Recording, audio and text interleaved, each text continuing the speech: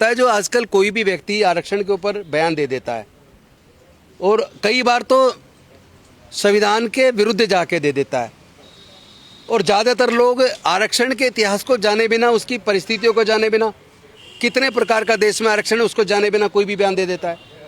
मुझे लगता है कि बयान देने से पहले किसी भी राजनेता को या किसी अधिकारी को या किसी स्टूडेंट को या किसी बाबा को तो वैसे भी कुछ आता जाता नहीं, हो तो वैसे ही बकवास करते रहते हैं। लोगों को पहले आरक्षण के इतिहास को पढ़ना चाहिए, और इतिहास के जब आरक्षण के इतिहास को पढ़ेंगे तो उन परिस्थितियों को भी जानेंगे कि आरक्षण की शुरुआत कहाँ से हुई, उसकी ज़रूरत क्यों पड़ी। और इसके इतिहास में आप जाएंगे तो आप पाएंगे कि आज डॉक्टर बाबा साहेब अम्बेडकर जी का संविधान देश पे लागू है, और उस संविधान के माध्यम से रिजर्वेशन एससी और एसटी को, पॉलिटिकल रिजर्वेशन 1950 में लागू हुआ, 1952 का पहला चुनाव, और वहाँ से लोगों को रिजर्व सीटों पे चुनाव लड़ने का मौका मिला। लेकिन शिक्षण संस्थानों में 1951 में कानून बना और 1954 में लागू हुआ। लेकिन अगर इतिहास को देखेंगे तो हम ये पाएंगे कि इस बाबा साहेब के संविधान के लागू होने से पहले देश की सामाजिक व्यवस्था का संचालन मनुस्मृति से होता था, और मनुस्मृति में स्पष्ट तौर पर देश जो 4 वर्ण में समाज को, हिंदू समाज को बांट दिया। अगर अछूत की बात करेंगे तो अछूत हिंदू समाज में उस वक्त नहीं आता था, बाद में उसको जोड़ा है। आदिवासी उसमें नहीं आता था, उसको बाद में जोड़ा है। क्योंकि हिंदू समाज में मनुस्मृति के हिसाब से 4 वर्ण थे, ब्राह्मण, क्षत्रिय, वैश्य, शूद्र। ब्राह्मण की जाति और वर्ण दोनों ब्राह्मण है, क्षत्रिय की जाति और वर्ण दोनों क्षत्रिय हैं, वैश्य की जाति और वर्ण दोनों वैश्य हैं। लेकिन अगर आप शूद्र की बात करें तो कोई भी शूद्र जाति अपने आप को शूद्र नहीं कहती। लेकिन जब आप उनकी जाति में घुसेंगे, कौन कौन सी जातियां आती है, तो उनमें जाट, गुजर, यादव, तेली, मौर्य, साक्य, कुशवा, सैनी, प्रजापति, लोहार, कुमार, सोनार और कुछ और जातियां, वो तमाम जातियां जो अन्य पिछड़े वर्ग में आती हैं आज की संविधान के अंदर, वो तमाम जातियां शूद्र में आती हैं। लेकिन इससे अलग जो अनटचेबल्स थे, वो साउथ में उनको पंचम बोलते थे, इधर उनको अनटचेबल बोलते थे।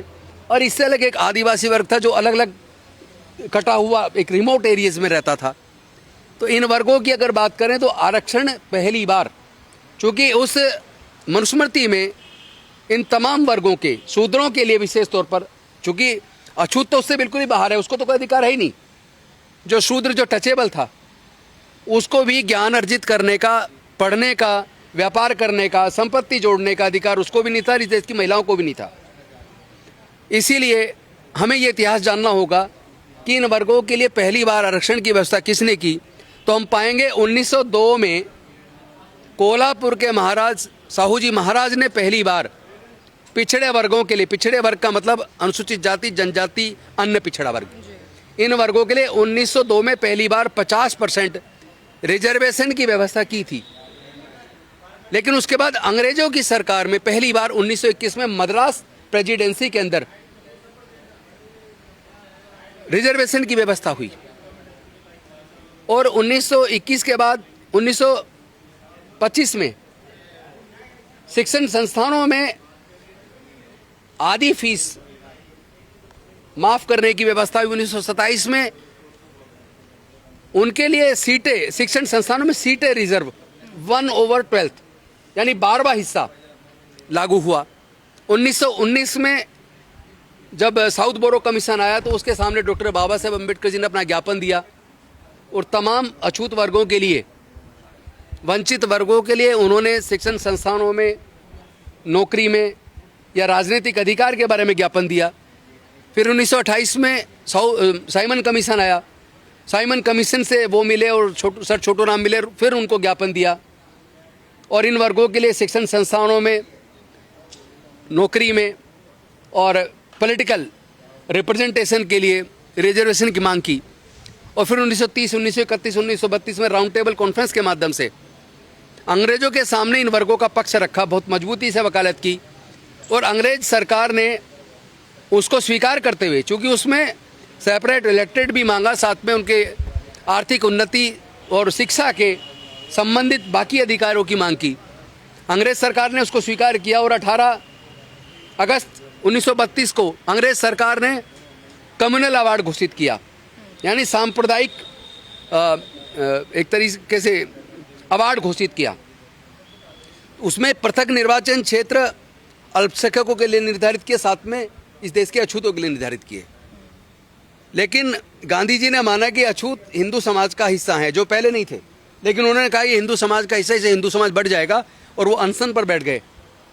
और अल्टीमेटली बाबा साहब को धमकियां मिलने लगी जब गांधी जी की तबीयत बिगड़ने लगी, और एक ऐसा माहौल बना कि अगर गांधी जी मर गए तो पूरे अछूत समाज को नरसंहार करके ख़त्म कर दिया जाएगा। तो ऐसे दबाव में, ऐसी मजबूरीवश डॉक्टर बाबा साहेब अम्बेडकर जी को सहमति देनी पड़ी और 24 सितंबर 1932 को पूना पैक्ट बना।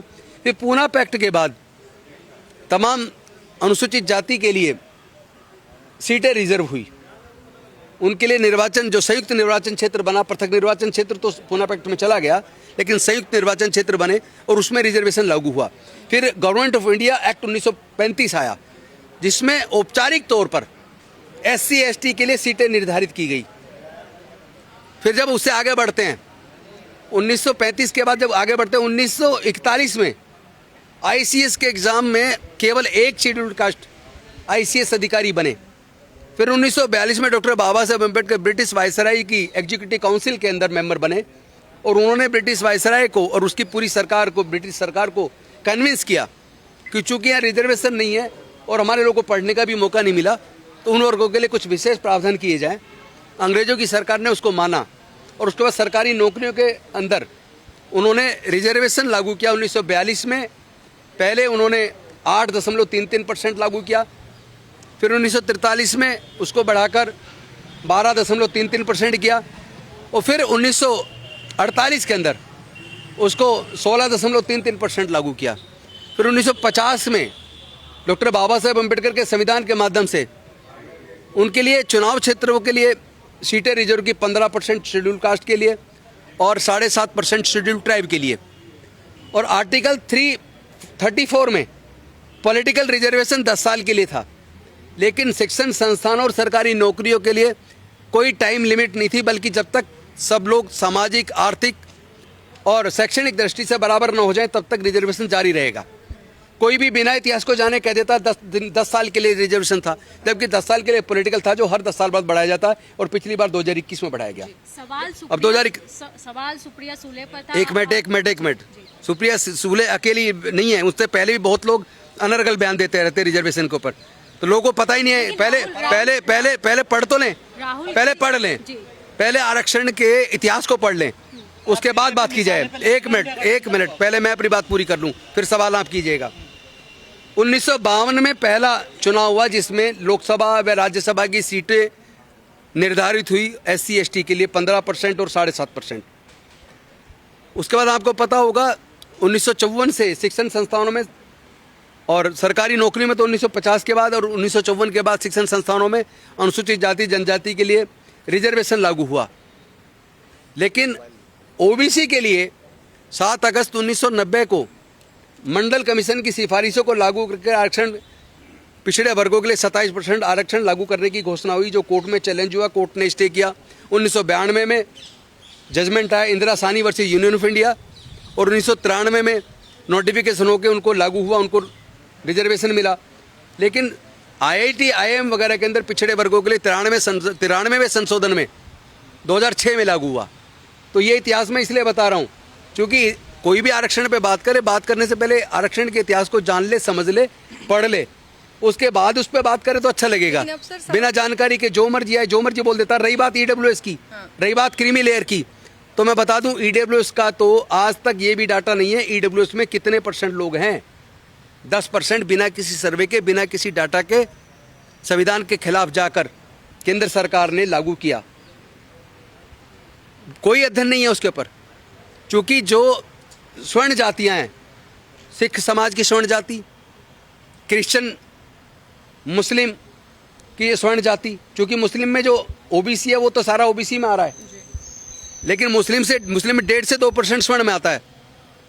इसी तरह जो जनरल कैटेगरी है वो लगभग 10 से 11% है। इस सब को जोड़ लिया जाए तो लगभग 15% जनसंख्या को 10% रिजर्वेशन, इस देश में 15% जनसंख्या अपर कास्ट को 10% रिजर्वेशन बिना किसी सर्वे बिना किसी डाटा लागू किया, लेकिन वो भी जो वास्तव रूप से गरीब है स्वर्ण जाति का उसको नहीं मिल रहा। लोग 2-4 हज़ार रुपये खर्च करके ईडब्ल्यूएस का सर्टिफिकेट बनवाकर पैसे वाले लोग ही ईडब्ल्यूएस का पूरा फायदा उठा रहे हैं। तो जो लोग ये कह रहे हैं क्रीमी लेयर लागू होना चाहिए, आर्थिक आधार होना चाहिए, पहले तो वो समझ लें कि रिजर्वेशन का आधार कॉन्स्टिट्यूशन में आर्थिक नहीं है कहीं भी, वो सोशली एंड एजुकेशनली बैकवर्डनेस है। आर्टिकल 15(4) आर्टिकल 16(4) पढ़ लीजिए, वो साफ कहता है those classes are socially and educationally backward, they are entitled to get benefit of reservation. लेकिन सर सवाल तो जब आर्थिक आधार उसमें है ही नहीं जी। दूसरी बात, ये जो समाज पहले से ओवर रिप्रेजेंटेड है, जो 70% देश के सरकारी नौकरियों पर और 90% देश के संसाधनों पर काबिज है, उसको ईडब्ल्यूएस के नाम पर बिना किसी सर्वे बिना किसी डाटा के उनको रिजर्वेशन दे दिया गया। और जो बात कर रहे हैं कि ये आर्थिक आधार पर होना चाहिए, तो उनको मैं बता दूं उसका भी पूरा लाभ पैसे वाले लोग ले रहे हैं। उसका कोई क्राइटेरिया नहीं है, उसकी जांच का कोई तरीका नहीं है। आज तक कोई ऐसी जांच सामने नहीं आई कि किस लोगों ने उनका फ़ायदा उठाया और कितने लोग इस पर पकड़े गए जिन्होंने फर्जी पैसे के दम पे क्रीमी लेयर का सर्टिफिकेट बना के वो सारे गरीब लोगों के लिए जो आपने रिजर्वेशन दिया, तो वो सारे के सारे अपर कास्ट के अमीर लोग ले रहे हैं। अभी भी हो रही है। तो अगर किसी नेता की इस बात को मान लीजिए कि क्रीमी लेयर लागू होना चाहिए, आर्थिक आधार पर होना चाहिए, तो मैं बता दूं उसमें भी बिल्कुल निरर्थक है, संविधान के खिलाफ है। बिना सोचे समझे कोई नेता इस पर बयान ना दे। लेकिन सर सुप्रिया सुले ने ये भी जब उनसे ये सवाल पूछा गया तो उनको बकायदा एक सर्वे भी दिखाया गया जिसमें देश के जेनजीज, जिन पर काफी चर्चा हो रही है इस वक्त, राहुल गांधी ने भी उन पर एक बड़ा जिम्मा सौंपा है। तो जो देश के युवा पीढ़ी है, जो जेनजीज हैं, वो चाहते हैं कि आर्थिक आधार पर ऐसा कुछ नहीं है, ये गलतफहमी है, कोई बिल्कुल फर्जी डाटा है जी, बिल्कुल फर्जी डाटा। दूसरी बात, ज्यादातर सोशल मीडिया पे जो बहुत ज्यादा एक्टिव लोग हैं वो अपर कास्ट के लोग हैं। अपर कास्ट का सर्वे आप अपनी मर्जी जो मर्जी मीडिया बना के दिखा दे।